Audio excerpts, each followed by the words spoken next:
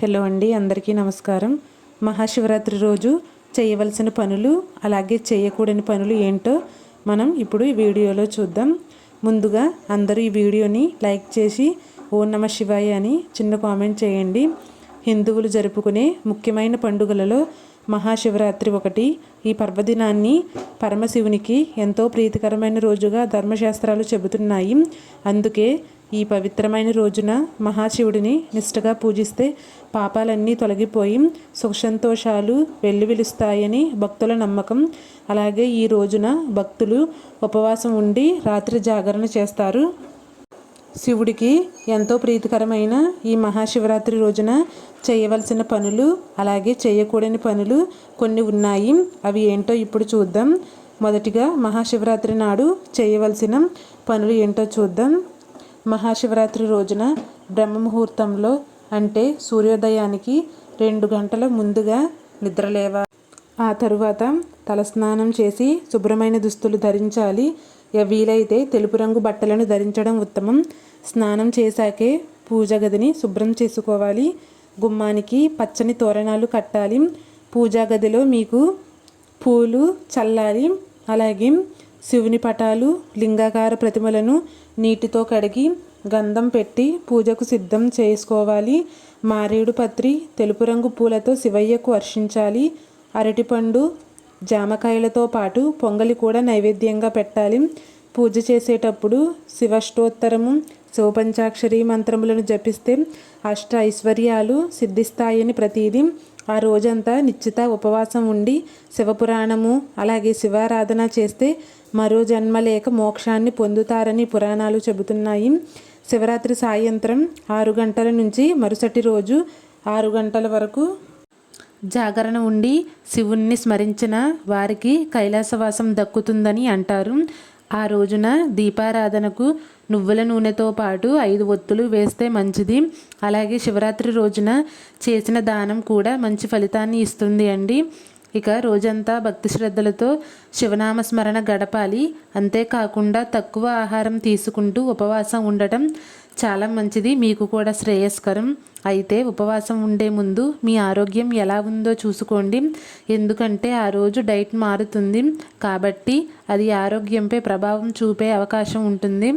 కాబట్టి ఏమైనా సమస్యలు ఉంటే వైద్యుడి సలహా మేరకు ఉపవాసం ఉండటం చాలా మంచిది. ఇటు ఉపవాసం చేసేవారు పాల ఉత్పత్తులు అలాగే మొక్కజొన్న మరియు పండ్లు వంటి కొన్ని ఆహారాలు తినవచ్చు. అయితే సూర్యాస్తమయం తర్వాత అంటే జాగారం చేసే సమయంలో ఎలాంటి ఆహారం తీసుకోకూడదు. శివరాత్రి రోజున పరమశివుడిని పూజించడానికి సమీపంలోని శివాలయానికి వెళ్ళాలి. అలా కాకుండా ఇంట్లో శివలింగం ఉంటే అక్కడ ఆరాధించవచ్చు. శివయ్యకు పాల ఉత్పత్తులంటే ఇష్టమని చెప్తారు. అలాగే శివలింగానికి పాలతో అభిషేకం చేయాలి. నెయ్యి పెరుగు తేనెతో కూడా అభిషేకం చేయొచ్చు. దత్తూర పువ్వులు పండ్లు బిల్వపత్రం చందనాన్ని పరమశివునికి సమర్పించుకోవాలి. మహాశివరాత్రి రోజున ఉపవాసం ఉండేవారు ఆ రోజంతా శివమంత్రాలను పఠించాలి.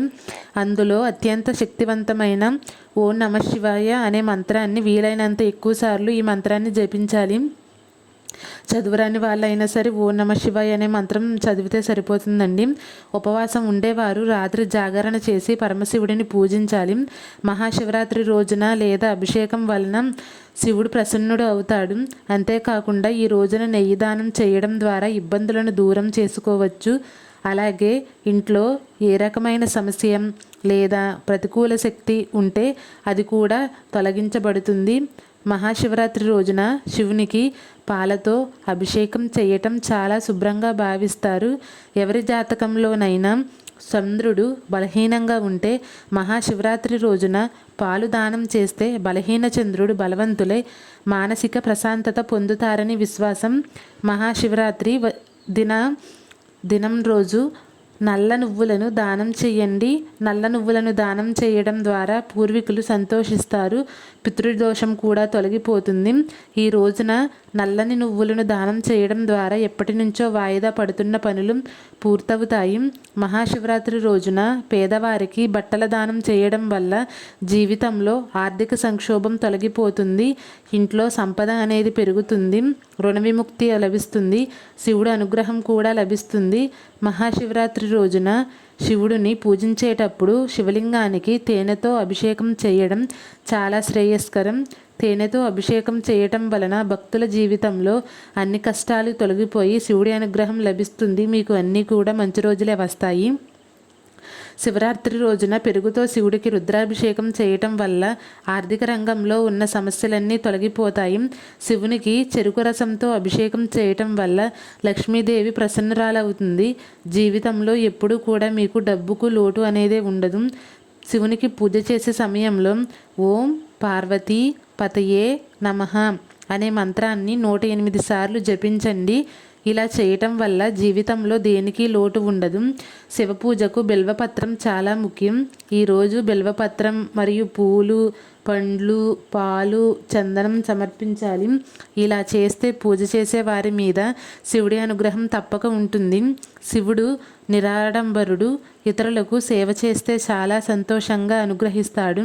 శివరాత్రి రోజు నిరుపేదలకు అలాగే పేదవారికి సహాయం కోసం ఎదురుచూస్తున్న వారికి పాలు, పండ్లు, పప్పుధాన్యాలు, బియ్యం వంటి నిత్య అవసరాలు దానం చేయండి.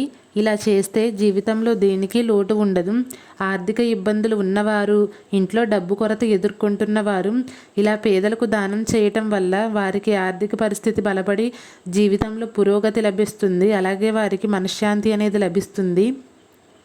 మహాశివరాత్రి రోజున బొటనవేలికి మించని ఒక చిన్న పాదరస లింగాన్ని తీసుకొనిచ్చి ఇంటి పూజా మందిరంలో ప్రతిష్టాపన చేయండి. శివరాత్రితో మొదలుపెట్టి ప్రతిరోజు దీన్ని పూజించండి. ఈ పరిహారంతో మీ ఇంట్లో ఉండే దరిద్రం సంపూర్ణంగా తొలగుతుంది. అంతేకాకుండా లక్ష్మీదేవి అనుగ్రహం పొందుతారు. ఈ నివాసంతో మీ ఇంట్లో సుఖ సంతోషాలతో పాటు ధనప్రాప్తి కూడా పెరుగుతుంది. జీవితంలో ఆర్థిక కొరత మీకు సంభవించదు. మహాశివరాత్రి రోజున మీరు బొటనవేలికి మించిన స్ఫటికలింగాన్ని తీసుకువచ్చి ఆరాధించవచ్చు. ఇంటి పూజా మందిరంలో పెట్టి నీళ్ళు, పాలు, పెరుగు, తేనె, నెయ్యి వాటితో అభిషేకం చేయండి. ఓం నమఃశివాయ అనే పంచాక్షరి మంత్రాన్ని కనీసం 108 సార్లు జపించండి. ఈ పరిహారం చేయటం ద్వారా మీకు ఉద్యోగం లేదా వ్యాపారంలో సంవత్సరం నుంచి ఉపశమనం లభిస్తోంది. పదోన్నతులు, పురోగతి సాధిస్తారు. హనుమంతుడిని శివుడి అంశగా ఆయనలో భాగంగా భావిస్తారు. శివరాత్రి రోజున హనుమాన్ చాలీసాను పఠించడం ద్వారా ఆ పరమేశ్వరుడు సంతోషిస్తాడని నమ్ముతారు. ఆయన కృపతో భక్తుల కష్టాలన్నీ అధిగమించవచ్చని చెబుతారు. అంతేకాకుండా చేపట్టిన పనులు, ప్రారంభించిన వ్యవహారాల్లో ఆటంకాలు ఎదురైనా వాటిని సమర్థవంతంగా ఎదుర్కొని విజయవంతంగా పూర్తి చేస్తారు. శివరాత్రి రోజున ఏదైనా బిల్వవృక్షం కింద నిలుచుని పాయసం లేదా నెయ్యిని దానంగా ఇవ్వండి. ఇలా చేయటం ద్వారా వారికి మహాలక్ష్మి ప్రత్యేక అనుగ్రహం, ఆశీర్వాదం పొందుతారని విశ్వసిస్తారు. అంతేకాకుండా అలాంటి వారం జీవితాంతం సుఖ సంతోషాలను అందుకుంటారు. అలాగే పనుల్లో విజయం సాధిస్తారు. చేపట్టిన పనులు, ప్రారంభించిన వ్యవహారాల్లో ఆటంకాలు ఎదురైన వారిని తిరిగి పూర్తి చేస్తారు. కొంతమంది ఎన్ని ప్రయత్నాలు చేసినా కూడా ఉద్యోగం రాదు. అలాగే ఇంకొంతమంది వ్యాపారంలో నష్టాలను ఎదుర్కొంటారు. ఇలాంటి వారు తమ వ్యక్తిగత జీవితంలో విజయం సాధించాలంటే మహాశివరాత్రి రోజున శివాలయంలో ఓం నమఃశివాయ అనే మంత్రాన్ని జపిస్తూ 11 మట్టి దీపాలను వెలిగించాలని పండితులు చెబుతున్నారు. ఇలా చేయటం వల్ల అన్ని అడ్డంకులు తొలగిపోతాయని అంటున్నారు. మహాశివరాత్రి నాడు అవసరమైన వారికి ఆహార ధాన్యాలు, డబ్బును దానం చేయండి. పేదలకు దానం చేయడం ద్వారా పాపాలన్నీ నాశనం అవుతాయి. అంతేకాకుండా అక్షయ పుణ్యప్రాప్తి కలుగుతుందని శాస్త్రాల్లో ప్రస్తావించారు. కావాలనుకుంటే ఈరోజు మీరు శివాలయానికి వెళ్ళి చక్కెరను కూడా దానం చేయవచ్చు. జీవితంలో వచ్చే కష్టాలు అన్నిటి నుంచి ఉపశమనం లభిస్తుంది. మీకు ప్రశాంతత అనేది లభిస్తుంది. ఇప్పుడు శివరాత్రి నాడు చేయకూడని పనులు ఏమిటో మనం ఇప్పుడు తెలుసుకుందాం. మహాశివరాత్రి రోజున నల్లని దుస్తులను ధరించకండి. దేవదేవుడికి తులసి ఆకులను సమర్పించకూడదు. అలాగే మహాశివరాత్రి రోజున బియ్యం, పప్పుధాన్యాలు, సుగంధ ద్రవ్యాలు లాంటి ఆహారాలను దూరంగా ఉండాలి. అంటే తినకూడదు, కానీ దానం అనేది ఇవ్వవచ్చు. అలాగే వెల్లుల్లి, ఉల్లిపాయలు, మాంసాహారం కూడా తీసుకోకూడదు. పొగాకు, మద్యానికి దూరంగా ఉండాలి. శివలింగానికి ఎప్పుడూ కుంకుమను అర్పించవద్దు. శివరాత్రి నాడు మాత్రమే కాదు, సాధారణంగా కూడా కుంకుమను ఎప్పుడు అర్పించవద్దు. చూశారు కదండి, శివరాత్రి రోజు మనం ఏ పనులు చేయాలో, ఏ పనులు చేయకూడదో ఈ వీడియోలో తెలుసుకున్నారు. ఈ వీడియో కానీ మీకు నచ్చితే తప్పకుండా 10 మందికి షేర్ చేయండి. అలానే మా వీడియోకి లైక్ చేయండి, కామెంట్ చేయండి. అలాగే మా ఛానల్ని మాత్రం సబ్స్క్రైబ్ చేసుకోవడం మర్చిపోవద్దు. Thank you.